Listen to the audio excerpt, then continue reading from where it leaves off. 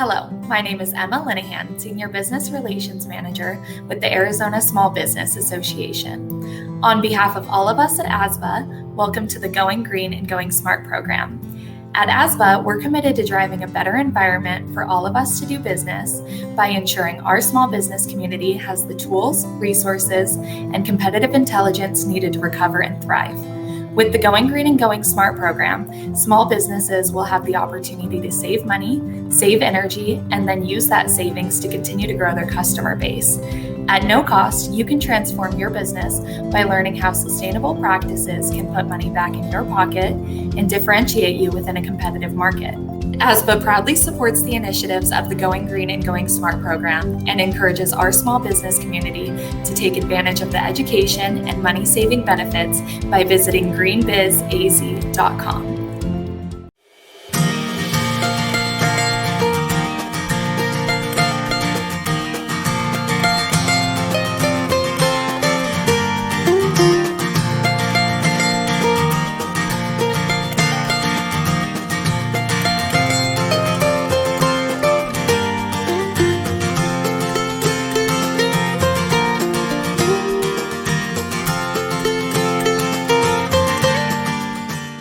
Hello, and welcome to the Going Green and Going Smart program. My name is Edgar Olivo, and I am so glad you are joining us today.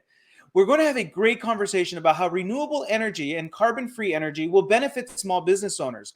Exciting times are approaching ahead as renewable energy becomes a mainstream topic across many sectors within the economy and everyday conversations, all thanks to the passing of the new infrastructure bill. As people become familiar with the idea of harnessing energy from wind turbines and solar panels, small businesses also stand to benefit from renewable energy production. While there are plenty of good reasons to focus on energy efficiency, pursuing renewable energy as a small business has its benefits as well. As more companies make clean energy commitments, renewable energy options have become valuable resources and investments in Arizona. We'll discuss insights from Arizona's leading companies that are revolutionizing how renewables play a role in our economy while reducing our carbon footprint. Our panelists include leaders in renewable energy, sustainability experts, and companies that use renewable energy to transform other businesses. Our great lineup of sustainability expert panelists come from diverse backgrounds, and they will share their perspective on how we can all make a difference. So stick around for our special presenter at the end, who will also discuss the power of renewable energy. You don't want to miss that. If this is your first time tuning in, I'd like to give you a special welcome. These expert sessions are designed to help you expand your Going Green efforts and complement our on-demand certificate program. If you haven't explored the certificate course, I'll share more details of that at the end of today's session. Our mission is to help small businesses across the state of Arizona save energy, save money, and attract business with resources and training we created for you at no cost in the Going Green and Going Smart program. We know sustainability has reached a tipping point, and it is important to your consumers and the planet we live in. This program will provide you with important skills to help you achieve your own goals and beyond. So let's get started.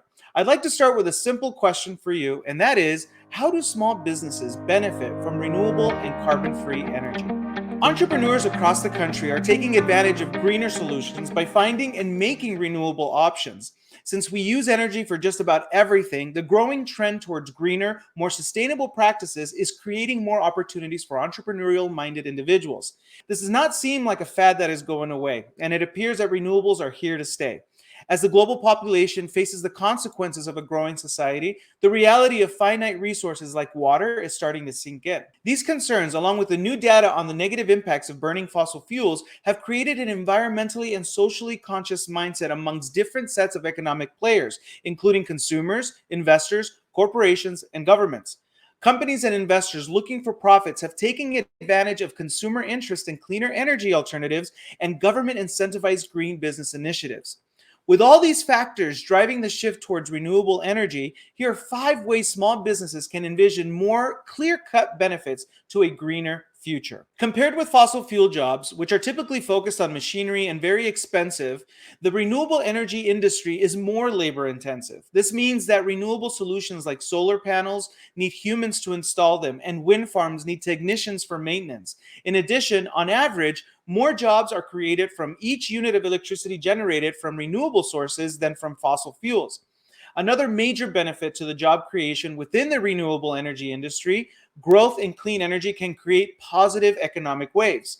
For example, Industries in the renewable energy supply chain will strengthen, and local businesses will benefit from increased household and business incomes, as well as creating a steady flow of income for local governments to increase community services.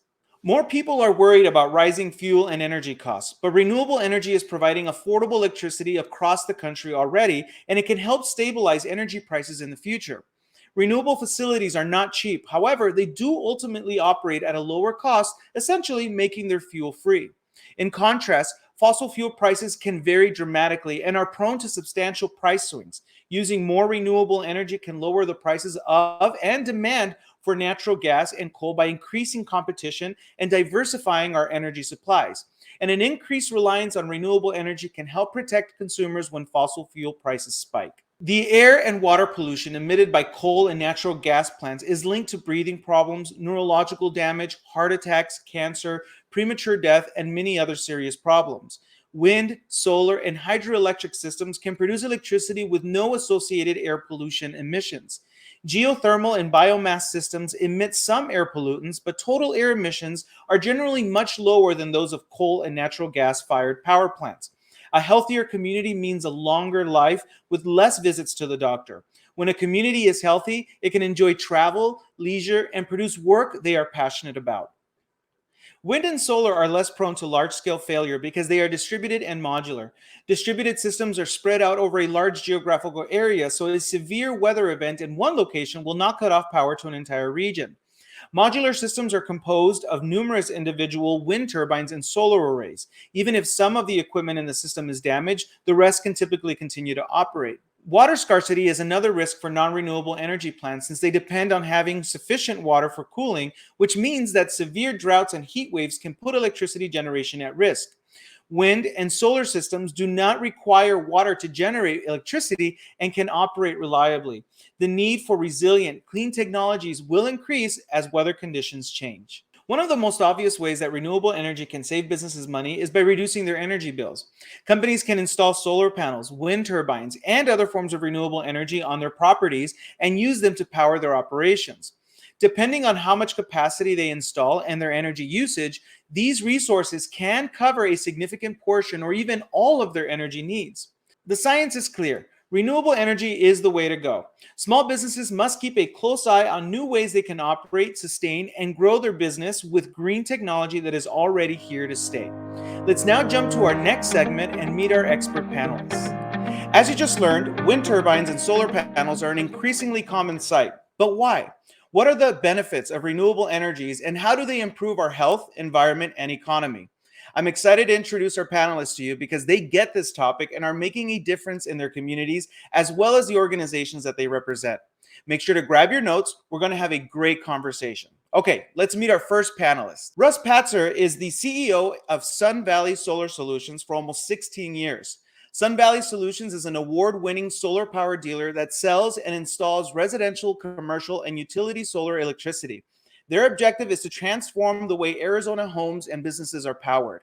Their mission statement is lead by example, in which they have 6 core values: safety, quality, team, customers, innovation, and community. His company also has a national footprint with contributions in local policy development through the Arizona Solar Deployment Alliance. Welcome to the program, Russ. Our next panelist is Zack. He is a construction engineer and president of Southwest Electric Vehicles. Southwest Electric Vehicles is an electric vehicle dealership serving Arizona and beyond by offering the best in new and pre-owned electric vehicles. Zack operates, manages, and coordinates business, sales, and operations for commercial and recreational electric vehicles, UTVs, electric bikes, solar light towers, and generators. Welcome to the program, Zack. And our next panelist is David Peterson. He is the advisor for energy innovation and corporate strategy for APS. David advises the APS leadership team on clean energy transition strategies related to the impacts of shifts in energy policy, competitive pressures, mass-scale distributed energy resource adoption, and evolving customer preferences and expectations. He leads distributed solar and battery storage market research initiatives, monitoring market activity, policy drivers, and much more. Needless to say, David knows his stuff. It's great to have you on the program, David. All right, we've got a great panel lined up. It's great to have everyone here. How are you all doing? All right, I'm going to start off with a quick question for everyone here. And this is the question that we ask all of our panelists when they join the program. which is, and I'm going to go ahead and pull up the question here up on the screen so that all of our guests can see it as well. The first question is, what does sustainability mean to you? And I'm just going to go around the room and start with David. David, go ahead and tell us, what does sustainability mean to you, please? Well, I think sustainability is really around taking into account decisions that you make today and how those decisions affect future generations.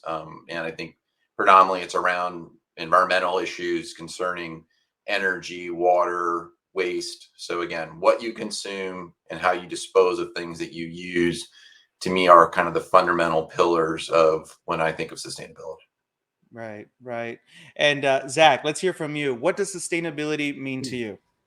Well, I'll just write off the coattails of David because I think he said it pretty much textbook wise for sustainability definition. But from a small business aspect, I guess I would say it's just really integrating processes, materials, whatever. I'm not on the manufacturing side per se, but if you are in the manufacturing, I would say that that'd be the integration and utilization of materials that, just as David alluded to, that is basically taking what's there and giving back. That really is an offsetting. For me, on a dealer capacity, working with equipment that's already been produced and stuff, that's more refining processes that are sustainable. And that's everything from an Arizona aspect of utilizing techniques such as water reclamation, if you're able to, in the office, using recycling techniques and stuff. I mean, those seem simplistic, but that's sustainable to me, and continuing operations that integrate those type of facets. So that's the way I look at it.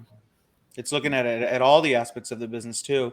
And Russ, I'd love to hear from you. Profitability. Sorry. What's that?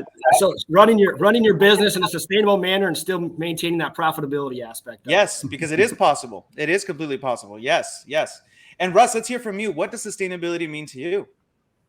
Yeah, to me, it's a richer, a fairer, a cooler, and a safer world. You know, it's using our natural resources to power our lives and to power our transportation. And in Arizona, the sun is the most abundant natural resource that we have. So it's how do we utilize that to all of our advantages?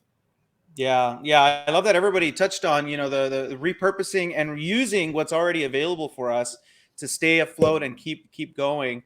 And let's get into the subject of what we're talking about today. We're talking about how renewable energy and carbon-free energy will benefit small businesses. But before we start, Dave, I know you can give us a lot of insights on what is the current state of renewable energy in Arizona. We've been hearing a lot of really great buzz around the infrastructure bill and all of this great transformation that's coming ahead. Folks are feeling the pressures of fossil fuel at the gas pumps. And from your perspective, you've been working in this field for a very long time. What is the current state of renewable energy in Arizona? What should small business owners know? You want to start with me? Yeah, David, yeah. Well, Arizona, as Russ just alluded to, again, most abundant resource is the sun, and Arizona has been a leader for really ever since solar came on the scene. And so, I think small business owners should understand that, Arizona in particular is a front runner when we talk about how much solar has been deployed and installed, both from utility scale size projects down to business scale size, down to homes. Arizona absolutely is a leader. I think we're still in the top 5 nationally in terms of how much solar has been deployed. I would also say, that there's some evolving things that are happening around batteries as well. And that's going to be coming right down the pipe here. And I think, Russ can talk a little bit more about the state of that. But, I think safe to say that Arizona is a leader. And again, APS is also a national leader. We're among the top in almost every solar category among big utilities. And so, when we think about the resources that we have around renewable energy, we're not a big wind state. We've got a little bit of wind, but solar is predominantly that resource, that renewable energy resource. And we do have quite a bit of it. And just to give perspective, we've got about APS territory has about 2,000 business customer solar systems on our grid right now. So there's about 2,000 systems that are already installed on APS's grid behind the meter at sort of business locations, just to give you a perspective. That's really good to know. I know that APS is leading in this area, and it's diversifying its energy mix. And with solar being, the sun being so abundant here in Arizona, it's a great opportunity to harness. Zack, from your perspective, what is the current state of renewable energy? I know you work in the vehicle industry, and you're also a small business owner. Tell us from your perspective, what are you seeing on the ground? Oh, we got you on mute. Just let me rant for a while and unmute. That's the quote of 2021, right? Right? You're on Yeah, mute. no kidding. At least I have pants on. I guess I look at little things like that. The incentive, the state of where Arizona's at and stuff in regards to alternative fuels or renewable energies is I like to see little. I don't like force policy, but I like encourage policy, incentivize policy, I should say, and that comes from the aspects such as APS and SRP incentivization that they're utilizing, everything from alternative fuels for like vehicles, for example, for incentivized license plates, lesser costs, of course, people being able to use HOV lanes and stuff like that. I understand that that's going away, unfortunately. Maybe that will be recirculated and come back. But I guess just from a renewable standpoint in the small business aspect, that's what I think policy needs to encourage that. They do, but incentivize it and don't discourage small business to do an integration such as my facility, on the grid, but maybe I'd like to integrate a lot more solar and to offset, grid wise and things like that. I think it's small steps from my level, at least, that we can do, but that can be encouraged by Arizona. And I think Arizona, the way that our executive leadership and stuff is viewing things, such as David alluded to, if we're top 5, whatever it may be for solar arrays and stuff like that, just continue to progress in that manner, to embrace rather than discourage. And I think that's highly important in a lot of utilization of our sunshine and other natural resources that we have. If we continue to progress in that manner, that's going to help. And I think that is the state of Arizona is taking that position on that. That's what I really see anyway. So it's encouraging in that aspect. Yeah, it's interesting how policy is also evolving. I know, Dave, you're also kind of watching that really closely. But Russ, you've been involved in policy making when it comes to renewable energy. What is your perspective on the current state of renewable energy in Arizona? Yeah, like David was saying, Arizona's 5th in the nation for solar out there. We have 7,350 people working in the industry in Arizona, deploying solar and renewable energy. And it's definitely through the years been a policy back and forth to try and get it right. And, today, APS has a battery incentive that's out there because that's the next big thing is now that we've got all this solar power, we got to deal with it in the middle of the day when we have too much of it, and we need it in the evening time when we don't have enough of it. And that, to me, is the most exciting part. Right now, 15% of our customers are also installing batteries on their solar electric system, and not just one battery. They're putting 2, 3, 4 Tesla Powerwalls on, or Generac battery systems. This is some real power that's getting stored and being utilized when it should be utilized. So that to me is the exciting part. Yeah. I mean, storage is going to be a very important thing because we can generate all of this energy, but where do we store it and how do we access it? With electric vehicles now becoming more accessible, I believe there's going to be some credits coming down the line for folks to transition to electric vehicles. Small businesses are going to have to start making those kinds of investments as well. Dave, from your perspective, how can small business owners participate in some of the policy driving that's happening right now? How can they speak up as well to express their concerns? Well, I mean, I think, policy is, as both Russ, I think Russ, commented a little bit, policy is a driver for solar for sure, but it's a driver for everything. I would say the Build Back Better plan, the infrastructure bill that was passed, has quite a bit of electric vehicle infrastructure funding coming down, which will definitely help the state build out its charging network. So folks will have places to charge when they're traveling around the state. I think the Build Back Better plan that's sort of in the works right now is something that's going to have a lot of incentives on the table, both for electric vehicles and for renewable energy. including solar. And solar already has a tax credit available to businesses that want to adopt solar and batteries. So if you want to adopt a solar system and a battery system, there is a tax credit for you, considerable tax credit.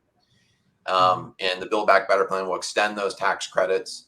And it also will make, at least the current version will make just a battery alone available, a tax credit available for battery alone. So there's a lot of money on the table from the federal government for sure that's going to push businesses to adopt renewable energy and electric vehicles. And I think business owners, small business owners, should be kind of keenly aware of those incentives. So when they're making those decisions, when they're running those numbers, they have the full and complete picture, because there are some really chunky incentives that the feds are pushing down.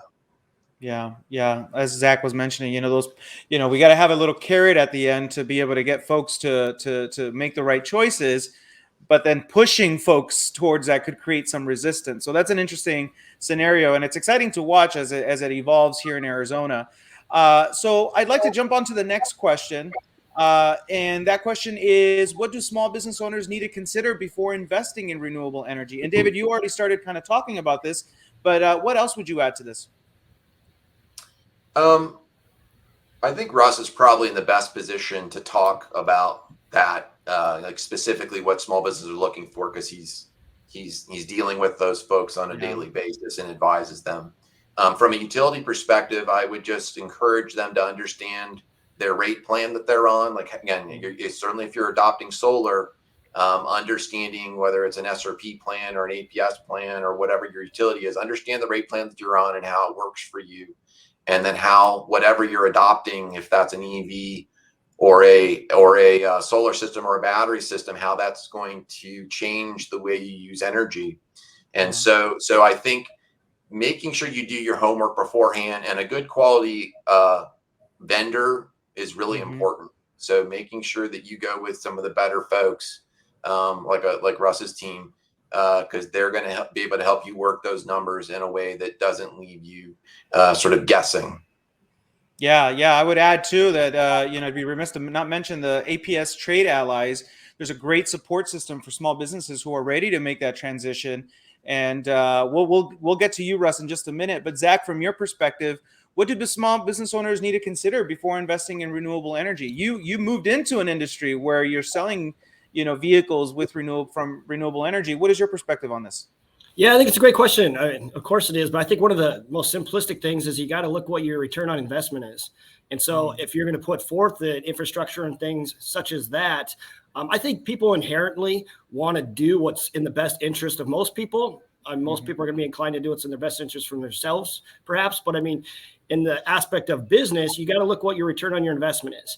But that doesn't necessarily mean monetarily wise, what am I going to have to put for dollars and cents in sustainable infrastructure, perhaps. But I mean, that also views, how does the public perceive your business as well? What are you doing to be sustainable? What are you giving back to your neighborhood? What are you giving back to your community?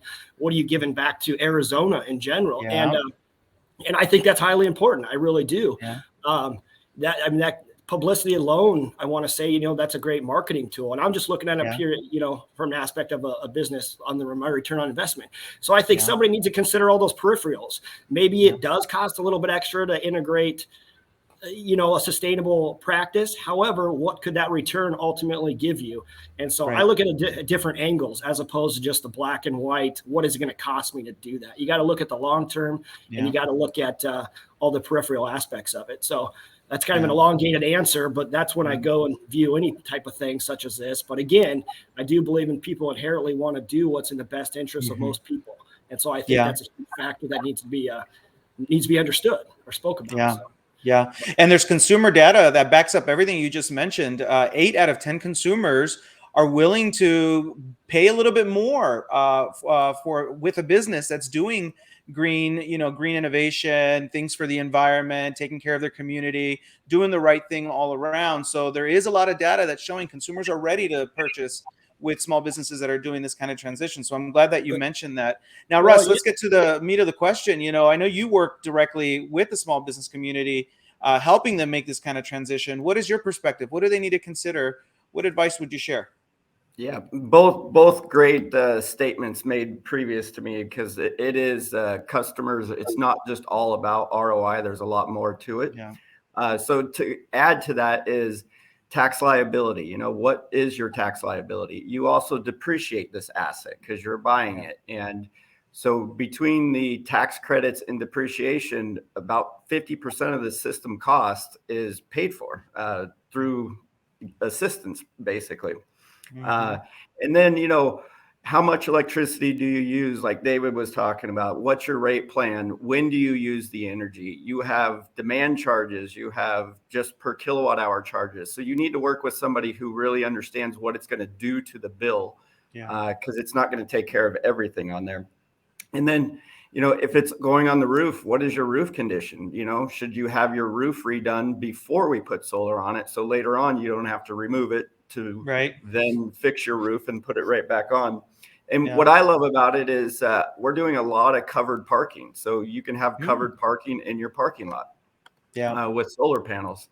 And then while we're doing that, it's, hey, we're already out there running conduit pipe. We have electricians. Why don't we just put in EV charger stations for you? So now you are more, you know, community friendly, that people can come charge right at your location and drive more customers in.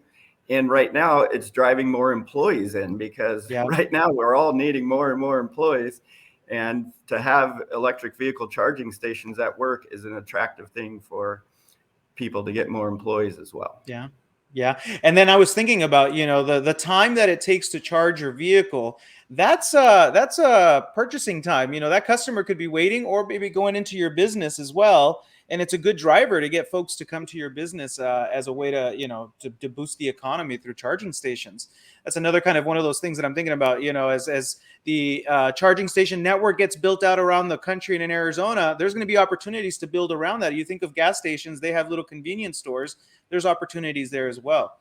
So thanks for sharing that. Let's jump over to our next question and start thinking about, you know, what does the future look like in your perspective?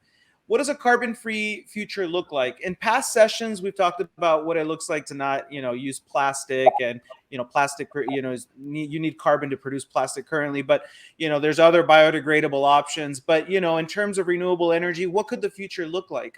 Let's start with David. Yeah, I mean, I think this is something on the mind of APS and all other utilities in the state. APS is the clean energy commitment that was made, where we're looking at going carbon free by I think it's 2050. You know, that to get to that point, or essentially being 100% clean, you know, we're going to have to kind of move away from natural gas. We're moving away from coal. This is sort of the bigger challenge, and, you know, relying on Palo Verde, which is a massive source of carbon-free electricity in this state, and in the Western region. But really, the future looks like, from APS's perspective, and I think even beyond APS, a broader, a massive build out of renewable energy.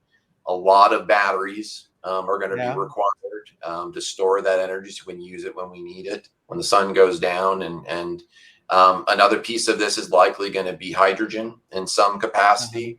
And there's a lot of money that's moving into hydrogen that doesn't necessarily right now impact small businesses, but that is an economy that's going to be coming.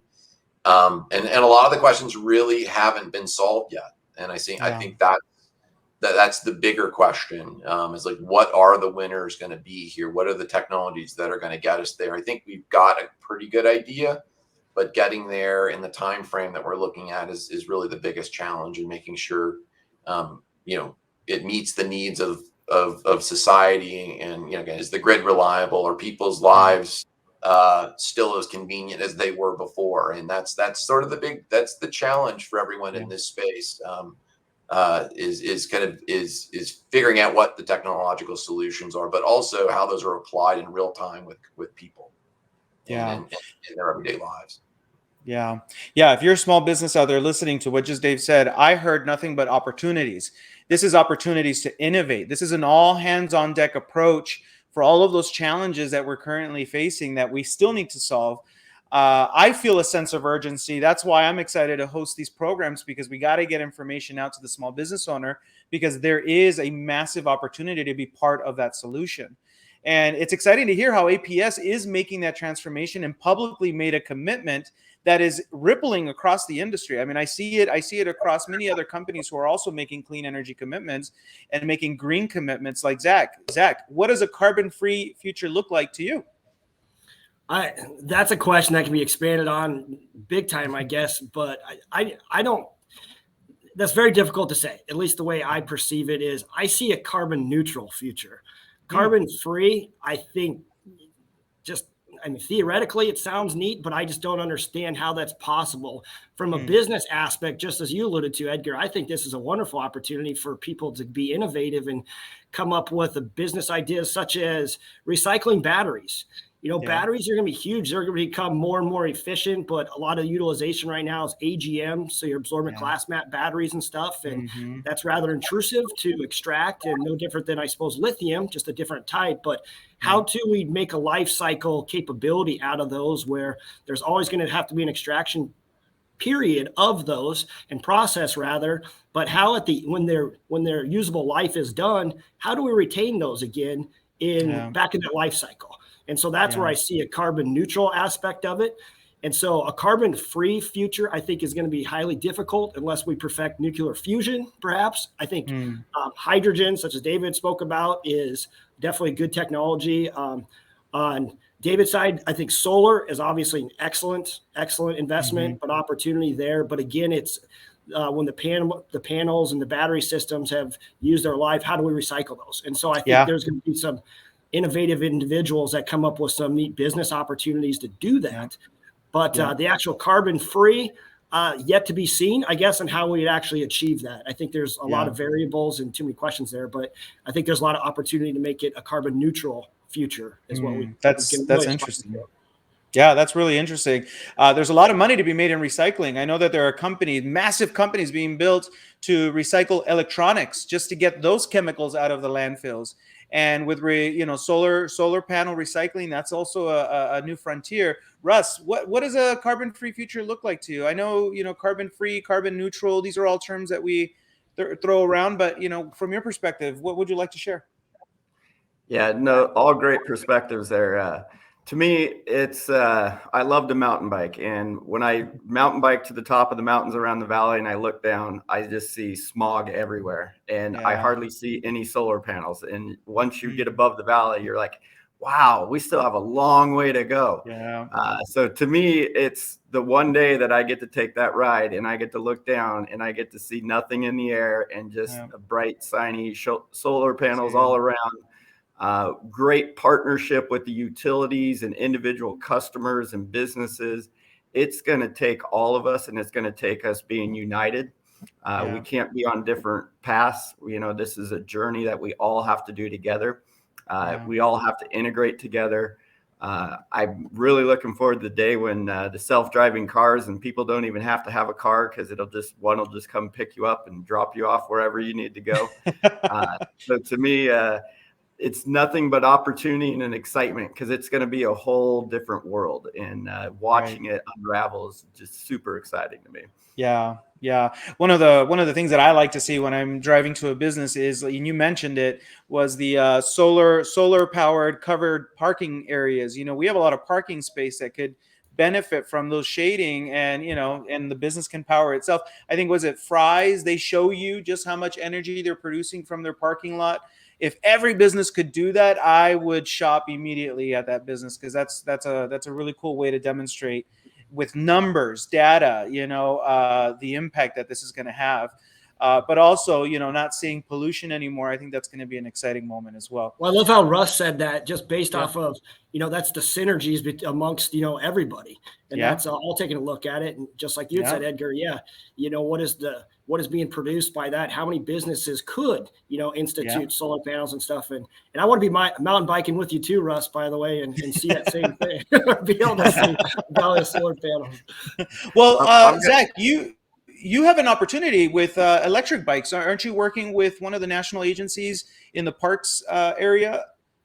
We do, yeah. So we do offer a couple different brands of e-bikes, and actually, with the Build Better Act, I just read this morning that they're incentivizing, that goes along with the incentivifications that we spoke of earlier. There's I want to say there's a $900 tax incentive rebate right now to purchase an e-bike, which is, that isn't a sales pitch here. That's just really what's happening. So that's the incentivization. But e-bikes is a great example where that would encourage people that they can get to their location that they're looking, whether that's the office or recreation, whatever it may be, quicker, faster and stuff, rather than pedaling the whole time. But that could substitute a vehicle, a gas vehicle. Law enforcement is embracing e-bikes quite a bit. Fortunately, where we're at in Arizona, e-bikes can be instituted on a regular basis, whether it's Scottsdale or Tempe or Phoenix, and that can displace a lot of cruisers and stuff. And so that's just, an imitable vehicle that also makes for a great application too. So Right. And that's a great segue into our next question.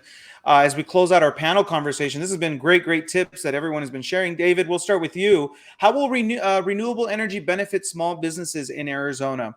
I know that APS has its Take Charge program where they help install the charging stations, and we've already talked about how that has marketing benefits to a business. But beyond that, what would you like to share? I think renewable energy, some of the things that were touched on earlier, I think, there can be cost savings. You again, depending on the specific business, they can save money on their bill. I mean, that's sort of a direct impact. I think the brand and the company's brand benefits. I think, Russ talked about the shading issues and having covered parking, and some of the easiest ways to install solar for a business are covered parking, and it's a dual benefit, right? There's a value to having covered parking, both from a customer perspective and also even an employee perspective. So I think there's a lot of ways renewable energy benefits businesses in Arizona. And I think overall is kind of what Russ was talking about with the environmental impacts. Like it is an environmental benefit. I think the other one thing that we haven't discussed that I would recommend is it's not just on-site renewable energy. So, APS, SRP, and I know TEP all offer green power programs. So if you're a business that doesn't have the ability to install solar for whatever reason, we do have programs available that allow you to purchase renewable energy from the utility and get you where you want to be from a renewable energy perspective. So there are some ways around just doing it on your roof or in your parking lot. Yeah, that's wonderful. Thank you for that invitation. If you're taking notes, make sure to contact your utility provider and check out the resources they offer. I know with the Going Green, Going Smart program in our course, we offer a lot of rebate information, trade ally information, energy audit support, anything that you need. You can check out our website at greenbizaz.com. That was a great think Dave. And Zack, share with us, how will renewable energy benefit small business owners in Arizona?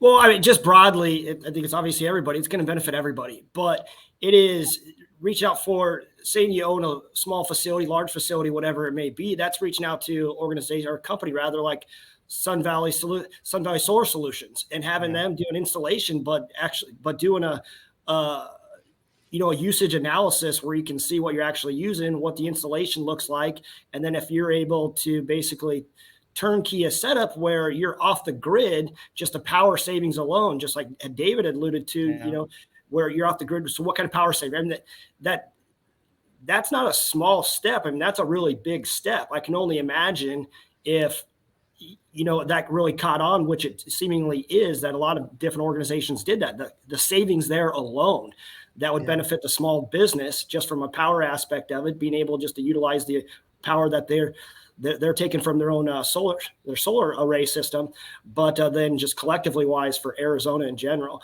But just the renewable energy benefit for a small business, we talked about it earlier. I mean, what's the power of pride too? If you own an organization that knowing your employees really stand behind, the self-awareness of that, I think that's an intangible that really resonates extremely well. So those are just a couple different examples, but holistically wise, it's certainly going to benefit everybody. Yeah, that's wonderful. And Russ, what is your perspective? How will renewable energy benefit small businesses in Arizona? And feel free to plug in any services you may have. Yeah, the everybody's done a great job of representing it. I need to bring these guys on to help me sell and Good. install all this stuff. No, I guess one thing I would add to it is every year as you do your taxes as a small business owner, you break out that checkbook and you normally got to write a very large check to the government. And it feels really nice to make that check a lot smaller and knowing that you're putting those funds on your roof and towards assets that you own versus just money that goes away. Because I think every small business owner has felt the pain of writing those checks that we have to write every now and then. Yeah, no, that's good. It is also the economic impact that it has, for your own wealth building in your own business is also important. I have found that small businesses don't do a lot of investment in their own. We're always trying to keep up with the profit and loss statement, but what happens with the balance sheet? And the renewable technology that's now available, that's an asset that's going to keep producing for you. And over time, there's one of our modules in our program. We talk about the cost of doing nothing. That's more expensive than actually doing something. So I'm really happy that everybody shared these tips and that we covered a lot of ground. We're going to close off with final remarks. Dave, let's go around the room. Final remarks that you'd like to share that our small business owners need to hear. Again, I appreciate the time here. I would say really look at the resources that you have available. APS has got resources available online. I think Edgar's got those links with some previous presentations and previous resources. Really look what's available. You're not alone in this. I think that's what I would also say. There's a lot of money flowing down, both at kind of the energy efficiency level, also at the federal levels, the tax credits and various things, and there's going to be more. So I would keep your eyes and ears open to what's coming down the line, because there's going to be some really good opportunities to do all kinds of things and related to renewable energy and electric vehicles and energy efficiency coming up here. Excellent. Thank you, Dave. It's great to have you on the program. And Zack, some final remarks. Anything you'd like to share with our audience? Yeah, I'll just say from a small business aspect, I mean, everybody is juggling quite a bit, especially these last couple of years have been extremely difficult, but I would highly recommend taking the opportunity to look at what the future looks like for your organization, because, planning now is going to lay the path forward. Oftentimes you're treading water and it seems like it's tough to stay afloat, but just from an environmental standpoint, but an ROI and just overall business outcome, I think it's highly important to invest in your future. And with that investment, it's the renewable, carbon-free, all the other different aspects of your small business, because it will give you the return that with the expectation. And we're in a neat time in our time frame in our lives and everything like that to really embrace and having the incentives behind that. So that's what I would say is just educate yourself and look for the future, because if you're not, you're just going to continue to tread the water right now. So. Excellent. Thank you, Zack. So great to have you on the program. And Russ, some final remarks from you. Yeah, I get the question all the time is, when's the best time to go solar? When should I go solar? Should I wait for the next thing? When is it? I always tell them, yesterday was the best day to go solar, because you would be saving money today. But one thing is, when the utility bill comes, I actually love looking at that thing and being like, wow, how much did I generate? What did I do? How's it going? Versus, oh, great, another bill. It's a very rewarding feeling having renewable energy. Our customers, they typically, if they move facilities, they get another facility. The first thing they do is get over here, get this stuff on my building.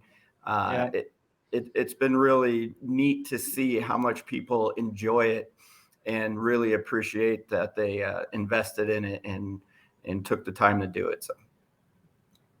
All right. Well, thank you, gentlemen. Thank you so much for this wonderful conversation. So many great tips.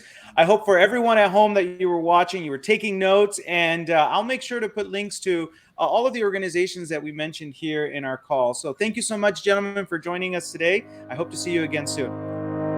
Thanks. Special thanks to our panelists for this great discussion. We hope to have you back again soon. I hope you were taking notes at home or work. If not, do not worry. You can find this recorded segment on our website at greenbizaz.com. And while you are there, make sure to stay tuned for our next expert session coming soon. Okay, now let's switch gears and learn from our special guest presenter about how his company is helping small businesses go green. Our special presenter today is Robin Reed. Robin has more than 40 years of experience as a business owner, serial entrepreneur, and business consultant. He is currently the president and CEO of the Black Chamber of Arizona, president of Occam Sustainability Partners, principal and partner with Enfluent, and is also a professional speaker. Occam Sustainability Partners is a sustainability solutions company that has developed strategic partnerships with innovators in energy management and funding to provide comprehensive solutions to your energy initiatives. Robin is well known within the business community as a great leader, philanthropist, and expert in helping small businesses succeed. It is a great pleasure to introduce Robin as our guest speaker in today's expert session. Hey, Robin, how are you doing? Thanks for joining us in the Going Green and Going Smart program. Thanks, Edgar. It's great to see you as always. This is really a pleasure. This is such a wonderful topic that we get to discuss today. Well, we booked you early in the year because we knew that you were our guy to make sure to share all of these great tips that you have for us. And of course, your expertise and insights is very valuable to the small business community. You and I have known each other for a while, and I know that you have a strong passion for our environment and for our ecosystem and for our economy. And so, I'm going to ask you the question that I ask every single one of our panelists. And the first question is, what does sustainability mean to you, Robin? Interestingly, so I have a very simple explanation, and then I'll go into a little more detail. My very simple definition would be take what you need, use what you take, and nothing more than that. But a broader meaning is it means meeting your own needs without compromising the ability for future generations to meet their own needs. Basically, leave enough for everyone else.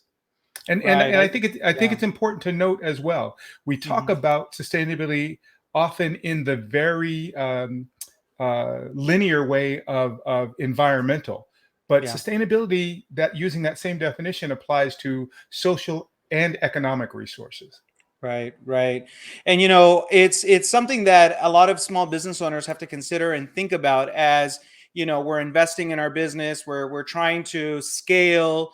And, one of the things that this new infrastructure bill is creating, which I'm very happy that it's happening, is awareness in natural resources and how those resources need to also be there for future generations. And so there are ways to go about that. How have you consulted small business owners around this topic? Well, it's helping them understand that there is a dual purpose of all of this, of sustainability, of the infrastructure bill. There's the immediate, and then there's the long term. So as I consult to clients, I remind them, you have two responsibilities here. You obviously have a responsibility to operate a profitable business, but you also have the responsibility to utilize and maintain and preserve resources so that others, whether they are coming in to take over your business or other businesses, have those same resources available. So I'm just really reinforcing to them, Edgar, that it's important to understand that this is about our planet and our resources and our neighborhoods and our communities. This is not a political thing. This is not a right or a left issue. Right. Because the sun's going to come up and the sun's going to go down, and resources are going to be available regardless of which side of the aisle you're on. And we've got to remember that as we approach the topic of sustainability and renewable energy. Yeah, that's very true. Very true. And, I think a lot of small businesses are now starting to realize that is really important. And I'd love to kind of jump over to our next question, because I think this is something that's really important. And I've asked our panelists, but I'd love to hear from you too, from your own perspective. What is the current state of renewable energy in Arizona? Are small businesses moving towards it, running towards it, walking towards it? Is it available for everyone? What are your thoughts? So I'll start with a bigger picture, and then I'll come in a little bit smaller. So overall, we're actually not doing too badly as a state. So as of March of this year, the data showed that our per capita energy consumption is among the lowest in the nation. And that's a lot to be proud of, given that, we have such a dramatic summer where we obviously use a lot of electricity. You can't have gas powered air conditioning. So, we use a lot. So that's a very powerful statistic. We're also ranked fourth in the nation in our solar powered energy production. And for those that don't know, one of our primary energy sources is our Palo Verde nuclear power plant. And it's actually the largest of its kind in the nation. So all of those include, obviously, all of our communities, including our small business community.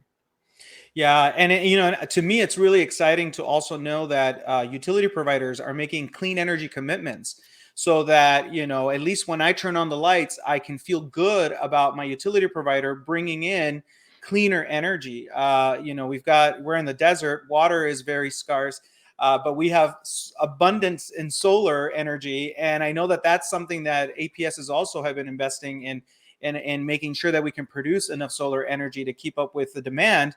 And as Arizona is growing, that's something that's interesting. Have you heard any insights around batteries and battery storage? Because storage of energy is something that we need to think about in the nighttime when the sun is not shining. Right. So it is a conversation that's really at the forefront of all renewable energy discussions. I just returned from an economic development trade mission to Mexico City. That was a combination between our state and Phoenix in particular, and Mexico City. And almost every discussion over the course of this 5-day trade mission, every discussion included some conversation about batteries, whether it's electric vehicles, whether it's using it as an alternate energy source.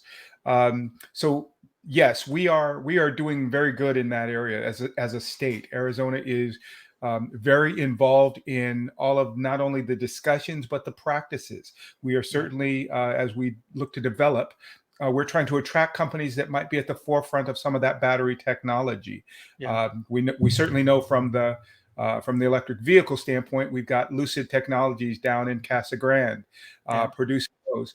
What we need to make sure we do, however, and this is just the responsibility of all municipalities, we need to make sure that we're looking at the total picture. I love the discussion of batteries as a source of power, but I want to make sure that we're talking about it all the way through the life cycle of that battery. As I mentioned, it's using resources, but leaving resources for the next generation to use.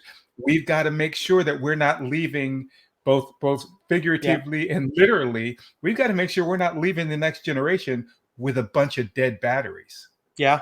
I was just reading an article this morning. Is going green going to create more trash? And that life cycle of our solar panels, of our batteries, and the innovation. I see this, and I have been saying this left and right. I see this as a major investment opportunity for any small business entrepreneur who sees this as a pressure. This is an opportunity to innovate. This is the time. This is your moment. I think about, I was having this conversation with someone who is trying to open a market here for solar panel recycling. And, I didn't think about that, even though I work in business and I help consult tons of businesses as well. The life cycle, I used to think that those solar panels would last forever, but they don't, and these are very precious chemicals that we're harvesting from the ground. And we have to have some kind of responsible way to do that. Is there any innovation, any exciting movement happening from your perspective with entrepreneurs coming up with some cool new ways?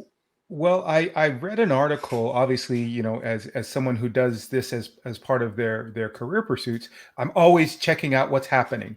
One of the things that I learned, because this has been a deep concern of mine, is what are we going to be putting in the ground 20 years from now when these batteries are no longer useful for their original intent? But what I was really excited to learn, Edgar, was that, for example, it takes a certain size battery to produce a certain amount of energy to power a vehicle. When that battery drops below a certain point that it is effective to operate the vehicle, it still has life and use as a battery. So the opportunities that exist for any enterprising entrepreneur is figuring out how can you be that company that creates the way to disassemble and break that battery down into smaller components, because it might represent full power to produce something else, whether it's a computer or a household or whatever it might be. And so this is a vital time, for us to start looking at where the opportunities exist within this situation. So instead of preparing ourselves for an obstacle in 20 years. Let's start today to design the opportunities that are going to come from these batteries, because again, there is going to be future opportunity, much like you said with the solar panels, right? You can recycle them. Every part of a solar panel doesn't become useless at the end of its life. So what can we do to repurpose them? The same thing with batteries. Let's make sure that we are putting as much research into how do we extend the usefulness of that battery, even if it's not in its original format. How do we increase the usefulness of that battery? Because a lot of the discussion now is, how do we make the battery more powerful? How do we make a car go 400 miles instead of 335 miles? That's great, but we still have to think 10 years from now, 20 years from now, when that battery doesn't power a car, what can it power? Right. Yeah, I remember thinking, the phrase reuse, reduce, recycle? Yes. Those are now three major industries. Recycling is a major industry. There's a lot of electric products that are being, diverted from the landfills. I was reading that, if you had 20 television sets in your vehicle and you're driving on the highway, that technically is illegal for the amount of chemicals that those televisions have. And we don't think about that. All of that also ends up in the landfill, including thinking about our batteries, thinking about all of those other innovative solutions. So if you're watching, start taking note. Call Robin, because he'll point you in the right direction when it comes to investing. Well, and you bring up a really valid point. When you said televisions, it kind of triggers something in my mind. One point of concern that I have is, as things that used to have a higher cost become very inexpensive. Let's use the television as an example. I remember 4 years ago, 5 years ago, a 55-inch flat screen, right? That was a $2,500 purchase. 55-inch, that was the biggest they made at the time. It was a $2,500 purchase. Now you can buy that same 55-inch TV for $300. So we got to make sure that we see the value in whatever those components are, because we don't want to make it cheaper to get rid of it than to renew it. Exactly. Now let's jump over to our next question. What do small businesses need to consider before investing in renewable energy? I know, as you do your consulting with your clients, what is something that we need to consider, to start making this transformation? So there's three things. First thing is, and this is step one, and I advise every client of mine that this is their starting point. Be clear on what the tax benefits are for you in your situation. Sometimes this is the deciding factor as to whether or not you take on a sustainability or renewable energy initiative. A lot of times, for example, I'll give you an excellent example. We had a 16-story apartment building in downtown Phoenix that was a client of ours. And when we first approached them with the idea of retrofitting their lighting to low energy lighting throughout the building, they just couldn't justify the expense, because simply put, a low energy light lights up a room the same way that a high energy light lights up the room. So I wasn't able to convince them of the long-term value, because in their mind it was a light bulb.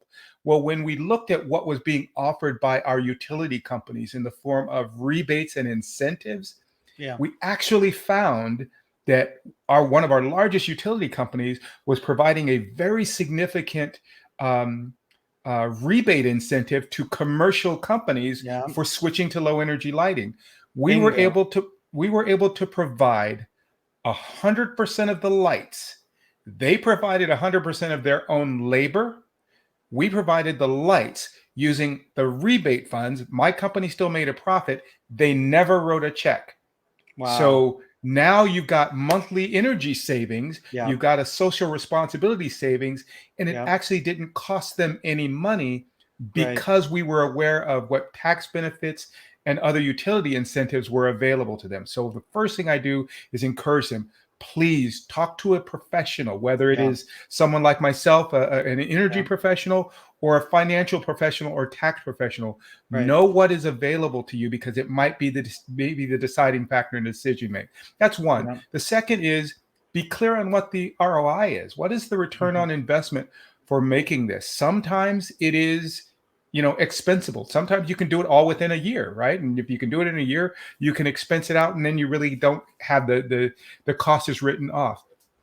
But also be realistic as to time frame. In business, we often make investments that are intended to have a long-term ROI. Everything can't come back to us tomorrow or the next quarter or 6 months. Sometimes we make investments that aren't going to come back to us for 3 years, 4 years, 5 years.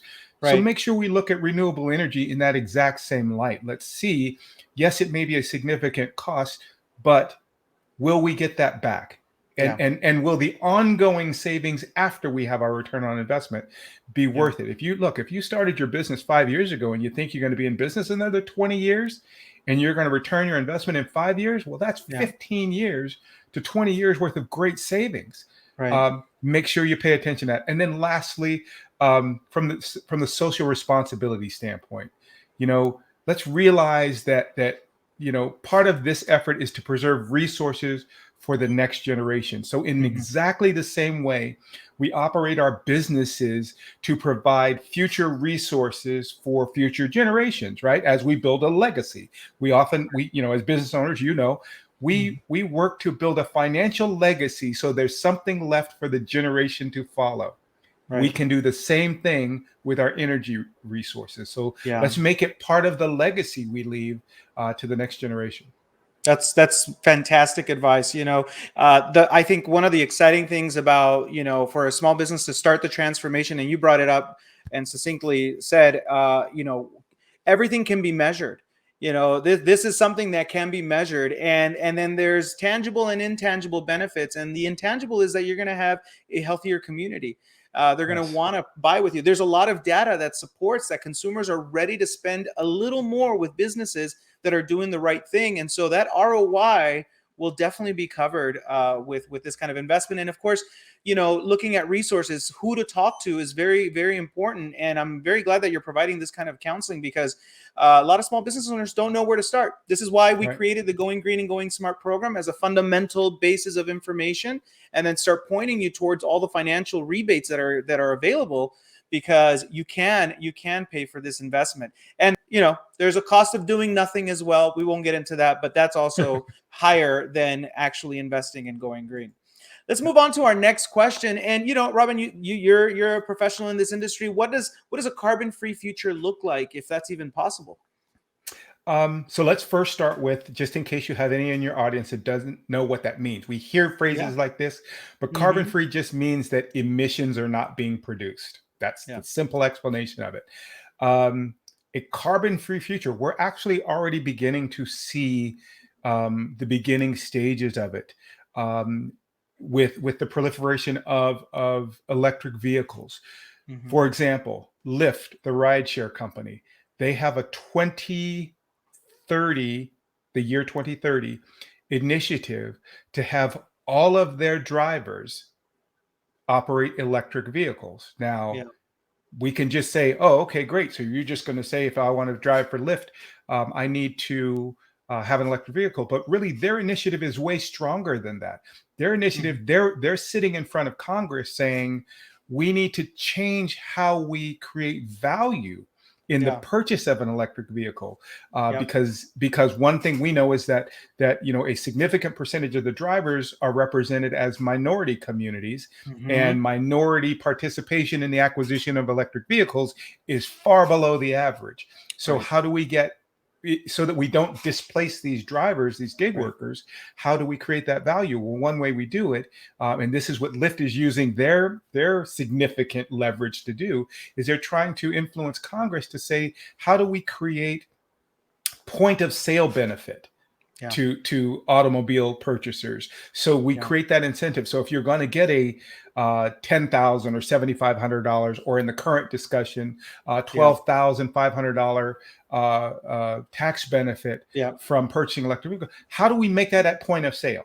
so that a $50,000 car is only $38,000. Yep. How do we do that? So that's happening. Again, referring back to my recent trade mission to Mexico City, they also have an initiative that they want to dramatically, and I mean big numbers, earth-changing numbers, literally earth-changing, that they want to get to a point where they are shifting toward, a significant percentage of the vehicles on the roads of Mexico being electric. So we're seeing a carbon-free future develop in front of us. Here it is. What we need to do is embrace it.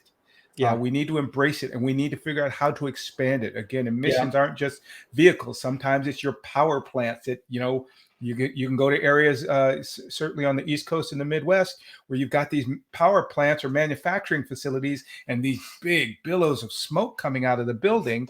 How do we control that? Is there a way we can do it cleaner? And if we can, we should. It's really, it's a responsibility that we have. So I do think that we are moving the needle. I do honestly believe that we can move it further, faster than we are. And part of that is not politicizing the issue of preserving our planet. It's not a political thing. It's really a preservation thing. That's right. That's right. And, I as you were mentioning, it has to also be an inclusive effort, all hands on deck. Everyone should have an opportunity to participate in the solution of this, and should be given an opportunity to be able to engage in the return that's going to come from this effort. It's part of that inclusive economy vision that I have for myself, that everyone needs to have an opportunity to participate. Thanks for sharing those insights. And, our final question to wrap up our presentation here: how will renewable energy benefit small business owners in Arizona? We talked about earlier in the program that there's cost savings, there's reliability, there's all kinds of really cool benefits. From your perspective, what benefits should small business owners keep an eye on? The two that really stand out, one is kind of simple, right? If you've ever taken a Business 101 class, supply and demand. If we have renewable energy, we have more supply. When you have more supply, the price of the product goes down. That's basic economics. So let's not overlook the basic economics of renewable energy. The second area is the social side. Consumers have become far more focused on the social responsibility of the organizations that they patronize with their dollar. Right? That you start to care. What does this company stand for? What do they believe in? How do they treat their employees? Right. All of those things have become important from the consumer's mind. And so that might be the difference between gaining a customer or losing a customer. Right. Certainly a very solid, sustainable or renewable energy marketing strategy, if your company is taking that standpoint, will set you apart from the pack and will draw greater attention to the fact that you are more than the product you sell. That's right. Because we are really starting to get focused. It is certainly one thing I'm loving about this next generation that's coming behind us, is that this has become standard for them. Yeah. They care. They don't, it isn't, you mentioned it earlier, if people will pay a little bit more, they are not being price driven. They are being social responsibility driven. And so I think that that's significant. Just that's something as simple as, when stores, years ago were saying we use recycled paper for our bags. Well, they were getting business just for that. Yeah.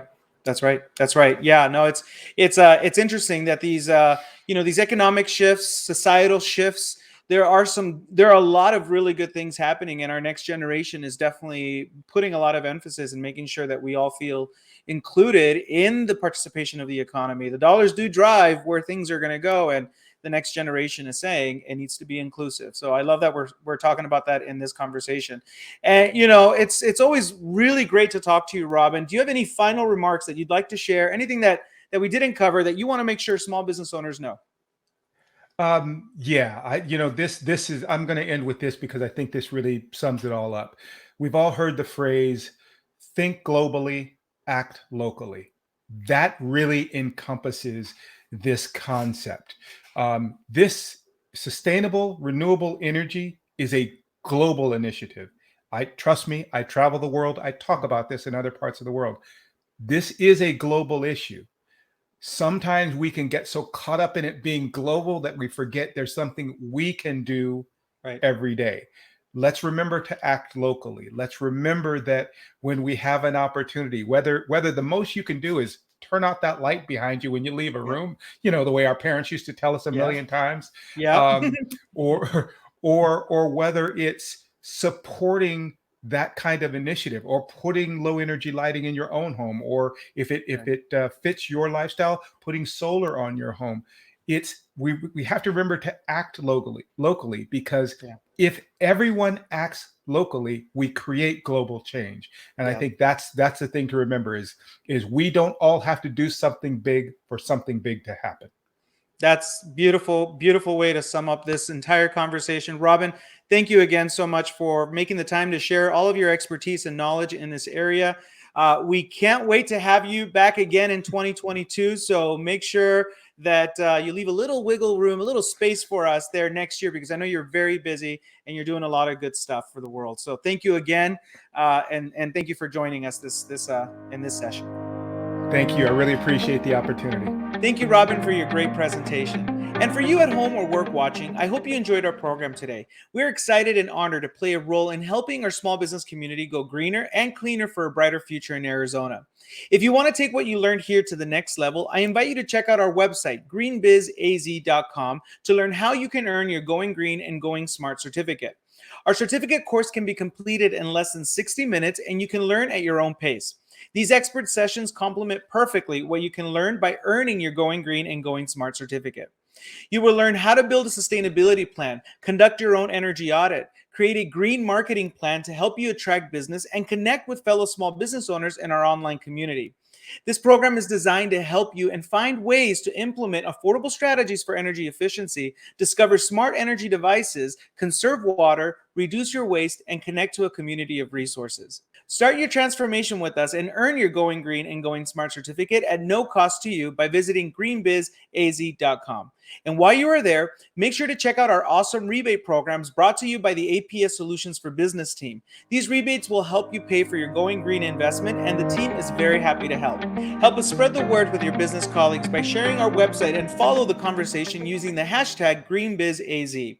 Thank you once again for watching our Going Green and Going Smart expert session on how renewable energy will benefit small business owners. We hope you found this program valuable and look forward to hanging out with you again soon. I'll see you next time.